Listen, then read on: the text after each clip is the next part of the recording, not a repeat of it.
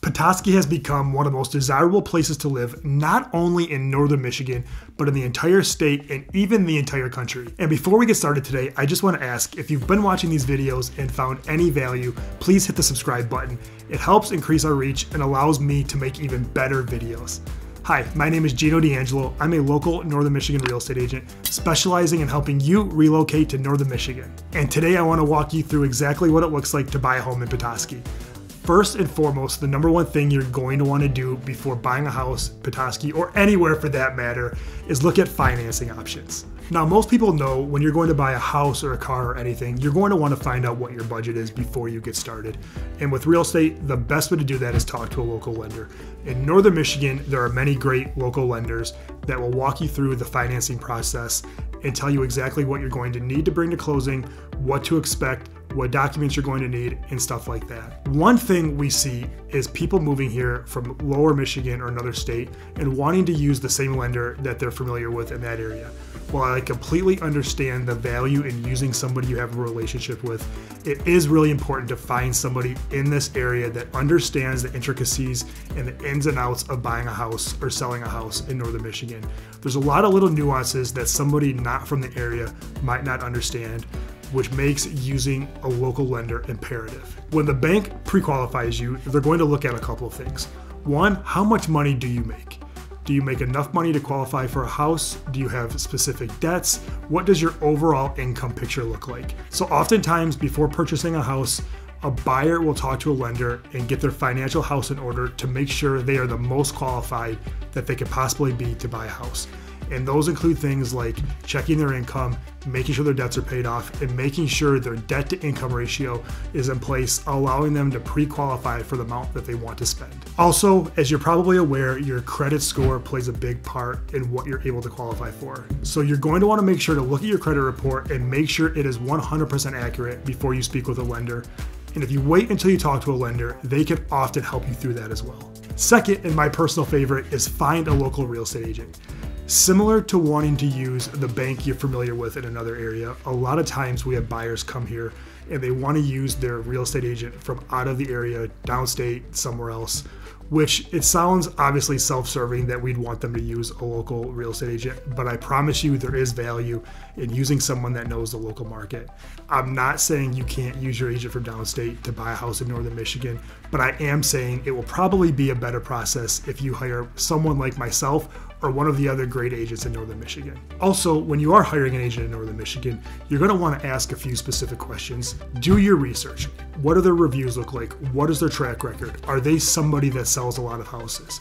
Now, I've had this question many times where a buyer will call me and say, it looks like you're incredibly busy. Do you have time to take on another buyer? The answer to that is, of course, always yes. I have found that the agents that sell a lot of houses have a process and systems in place to sell a lot of houses, and they are used to being busy. Whereas agents that don't sell as many houses are not equipped to be busy and usually don't give the same service as somebody that does this full time to support their families. Third is the part you're going to love the most, starting to look at houses. Let's face it, buying a home should be a fun experience, and the best part is actually going out and looking at houses. And the buyers in this challenging market that we're having the most success with are the ones that can treat buying a house like a second job. They're viewing the areas, they're driving by houses before they're calling to see them. They're really taking the process seriously and understanding that this is a big deal and doing the best they can to equip themselves to have the most success as possible. Also, something we're starting to see is the buyers that have the most success are the ones that have the broadest spectrum of houses they're looking for. Now, I never would want you to buy a house that you don't love. However, if you are looking for a house in a specific time frame, you're going to want to cast as broad of a net as possible to make sure that you find as many options as you possibly can. The buyers that pigeonhole themselves in a specific area with a specific budget often have a very hard time because with the limited inventory, there are usually very few houses that fit the cookie cutter mold that they're trying to fit their home search into, especially in a very competitive market. If you are committed to living in Petoskey, you need to understand that it has gotten incredibly expensive. I can't tell you how many people call us to start their search in Petoskey and end up buying in Boyne City, Charlevoix, even as far as Indian River, where you get much more bang for your buck. Now, I don't want to deter you. Petoskey is expensive for a reason. It's a great lifestyle, offering 4 seasons of fun and really an incredible place to live. I would say starting just before COVID, and it was certainly amplified by COVID, but people from around the country have discovered Petoskey and are coming here in flocks. Whether they can work from home, they're retiring, or some other way that they're able to live here, there has never been this much demand for Petoskey houses, which has caused them to double in value in the last 5 or 6 years. Now, I'm sad to tell you this, and I know it's not always the most positive news, but I'd rather be upfront with you and tell you what to expect versus having you come here and be disappointed. Now, again, if you're sold on Petoskey, that's great. Just get ready to pay for it. Once you have looked at houses and selected one that would work for you, the next step is making an offer. Now, making an offer sounds more daunting than it actually is. It's really as simple as telling us a few terms, things such as price, inspection time frame, deposit, and how long it's going to take you to get your mortgage. And then you submit that to the seller. Once you agree on a price and terms, you move on to the next steps of the offer. The next steps of the offer, once an offer gets accepted, is turning your deposit in. That's the smallest step, the easiest thing. It's usually 1 to 3% of the sales price, and that goes towards your closing costs or down payment, or if something falls apart between now and the end of the deal, you get that back. The second step is having a home inspection.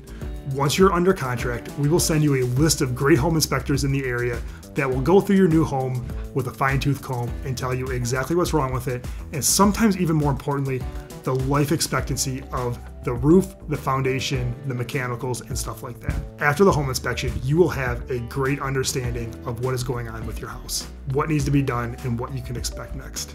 Once you've moved past the home inspection, you get to go on to the bank appraisal. The bank sends out an appraisal to make sure the house that they're lending you money on is actually worth the purchase price. Now, if we sell 100 houses in a year, I would say all but 1 or 2 go as smoothly as possible and we don't have any appraisal issues. In fact, I can't remember the last time we had an appraisal issue, and we sell a lot of houses. Now, once you found a house, got your offer accepted, sent your deposit in, did your home inspection, did the appraisal, and it came back satisfactory, you are ready to move towards closing day. The bank will do a couple of things to firm up your underwriting to make sure all the T's are crossed and I's are dotted. But once you're past that, it is time to schedule a closing to officially purchase your new home. A couple of questions that I get asked are, what do I need to bring to closing? I would say, most importantly, bring yourself. Make sure you have your photo ID, any money needed to close, and a comfortable pen because you're going to be doing a lot of signing that day. Now, after you've signed the last document to purchase your home, you probably think, I'm done and can move in without anything else to worry about. And I'm here to tell you, you're wrong. The first thing you need to do is worry about possession.